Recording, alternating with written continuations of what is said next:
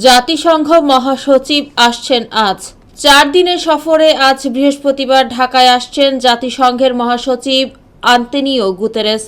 প্রায় 7 বছরের মাথায় তার দ্বিতীয় দফা সফরে মূলত রোহিঙ্গা শরণার্থী সংকট এবং মানবাধিকারের প্রসঙ্গ অগ্রাধিকার পাবে।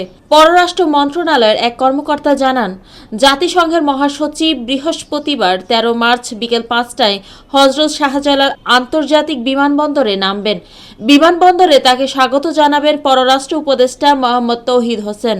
শুক্রবার 14 মার্চ সকাল 9টায় মহাসচিবের অবস্থানরত হোটেলে প্রথমে পররাষ্ট্র উপদেষ্টা এবং প্রধান উপদেষ্টা রোহিঙ্গা সমস্যা ও অগ্রাধিকারপ্রাপ্ত বিষয়াবলী সংক্রান্ত উচ্চ পর্যায়ের প্রতিনিধিদের সঙ্গে সৌজন্য সাক্ষাৎ করবেন।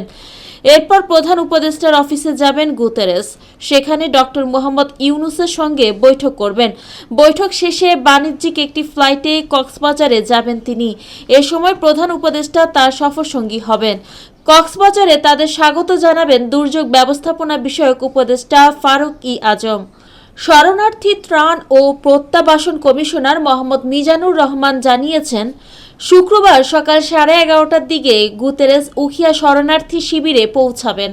সেখানে জাতিসংঘের শরণার্থী সংস্থা UNHCR, খাদ্য সংস্থা WFP, আন্তর্জাতিক অভিবাসন সংস্থা IOM এবং অন্যান্য মানবিক সংস্থার প্রতিনিধিরা তাকে শিবিরের সার্বিক পরিস্থিতি সম্পর্কে জানাবেন।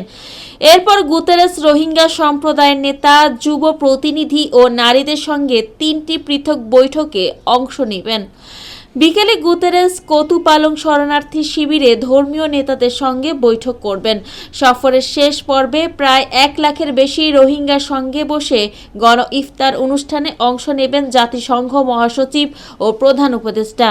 কক্সবাজার জেলা পুলিশের মুখপাত্র অতিরিক্ত পুলিশ সুপার মোহাম্মদ জসিমউদ্দিন চৌধুরী জানান, স্পেশাল সিকিউরিটি ফোর্স SSF পুরো নিরাপত্তা ব্যবস্থা সমন্বয় করবে এবং সফরকে ঘিরে বহু স্তরের নিরাপত্তা ব্যবস্থা নেওয়া হয়েছে।